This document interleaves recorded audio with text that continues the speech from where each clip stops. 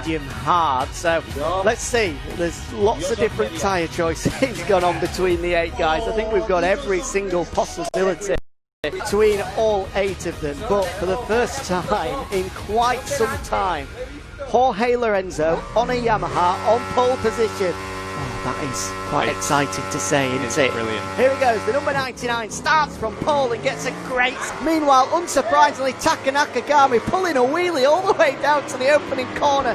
Fabio Quartararo squeezes on the window. Lorenzo wide, Joan Mir's gone down, along with Lorenzo Savadori as well, but it's Quartararo that leads on the opening lap. Silverstone as Taka Nakagami just cleans out Jorge Lorenzo. Yep, Taka Nakagami, he's done it again. He's absolutely cleaned out someone on the first. It seems the kamikaze reputation has returned for us here in Silverstone. But he leads, he's gone straight through into the lead. He's gone underneath El Bianchi rider, or an ex-Repsol Honda rider. He's coming for you. Meanwhile, he's gone down, no fault of Nakagami this time. Championship, I thought he was going to properly dive bomb him there. And there he goes again, he's gone down. Bagnaya's gone down. Well, that's a very rare mistake from Pecco Bagnaia, crashing out. Normally, we see mistake I can think of is what happened at Jerez when he was leading the race, but to crash out on the opening lap is not like Pecco Bagnaia at all. And what we have now is quite an interesting little setup, really. Historically, we've seen El Diablo has been pretty quick. He's been really fast as Fabio, so we're going to see if he can try and come through these guys and make it way back to the front, because traditionally it certainly has been, and that's quite a scary look back for Baby Pirro there, as we see Fabio closing in. But not just that, Jorge Lorenzo's in the background as Fabio's up the inside of him. He's going to try and get the drive coming onto the back onto the straight. He's underneath Michele Pirro and up into 3rd place. He's done it. Fabio's through up to 3rd place. Tararo, who's next? Tito Rabat, less than 2 seconds ahead of him as well. Pirro will look to respond here around.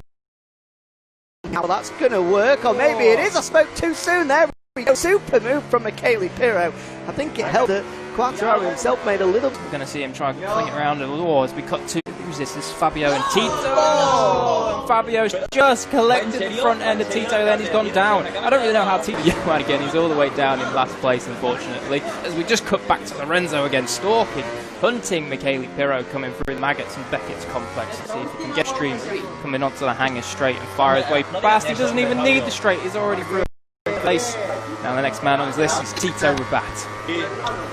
Fabio perplexed there that Tito didn't crash out as well. I definitely heard Fabio moaning, saying, "Te has caído, Tito? Have you crashed?" Tito effects now. Whether those have gone for a soft option will certainly start to be lacking rear grip, whereas those hard tyres that may not have been served in the opening laps will start to come into their own. It's going to be interesting to see whether the likes of Nakagami and Tito. So yes, the second half of the race, and as Jack has said, those tyres, they're really going to start to come into their own on whatever choice they've taken.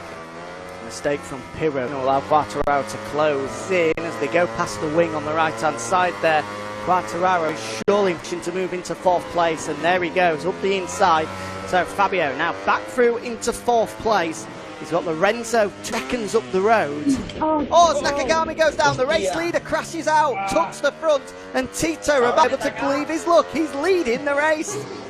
Well, if he had sweaty palms beforehand and arm pump as well, he's certainly got 5.4, only to be smashed out of the park by Fabio, and then Fabio smashes himself in turn 1. Down he goes, and now that will drop him, what, 5th, 6th maybe? Maybe Pecco can catch up to him. Several races previous, he has made 1 or 2 mistakes. Certainly, yeah, you've got to say, Jack, he's been a little bit too inconsistent to be competing at the front, but in this race, we're 6 laps in, he's not put a single foot wrong. If he keeps it going this way, there's every chance he could win this thing. Fabio's just trying to sneak up the inside of Michele Pirro again, a few little nudges and bumps there. See if he can sweep round Woodcut and get the drive onto the front straight. Very much like Marquez Rings of last year there, with Pirro running slightly wide and Quartararo trying to get the undercut. Looks like a scream of Fabio Quartararo. He's managed to stay on board. Meanwhile, we have a change of the lead. Lorenzo has recovered, and it's Jorge Lorenzo that leads this Michelin Virtual British Grand Prix, the wild card. He's come back through after being cleaned out by Taka Nakagami on the first lap, and now he hits the front ahead of Tito Rabat. Oh! Tito smashes into the back of the Yamaha there at the end of the straight. Tito's trying everything he can, he doesn't want to lose this one.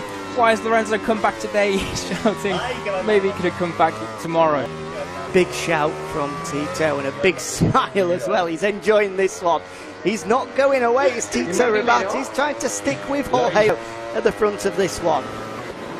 And you've got to say, what a fairy tale comeback this would be for Jorge Lorenzo if he can win on his return performance with Yamaha. After being away from them for 3 years, being away from Across the line in second place. Let's not get carried away as there goes. Pecco Bagnaia, crash number 4 of the day for Pecco.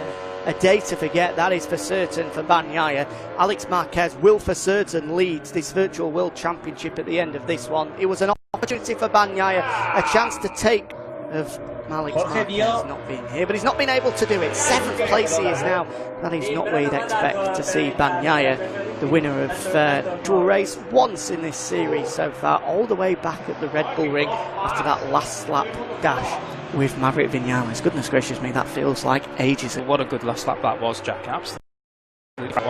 Back at the front though, we're on the final lap. 1.2 seconds now is Jorge Lorenzo's advantage. Let's be fair to Tito Rabat. If he was to pick any man, go right here, then hard on the brakes to go left. Meanwhile, before we get into the final sector, let's just check out this fight, the final podium place, because it looks as though, despite a whole host of crashes, Fabio Quartararo has managed to salvage something out of it. He's never finished on a virtual podium, despite his pace, so at least this is something to take away for Fabio Quartararo. 3rd place, stealing it away from Taka Nakagami. Feels sorry for him because what a performance he's put in.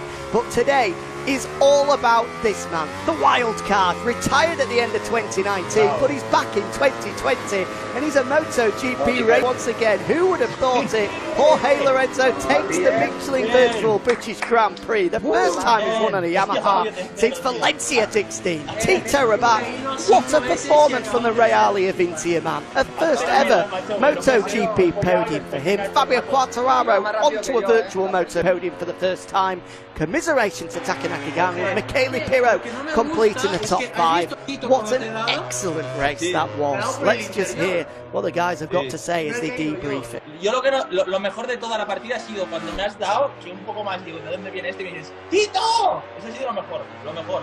I think 4 or 5 it was. Meanwhile, here are the final results then. Jorge Lorenzo is your race winner ahead of Tito Rabat and Fabio Quartararo. 4th place, Taka Nakagami with Michele Pirro in 5th. Lorenzo Savadori, Francesco Bagnaia and Joan Mir are your final finishers here in Silverstone. Let's jump back into our living room and hear what the guys have got to say after that one.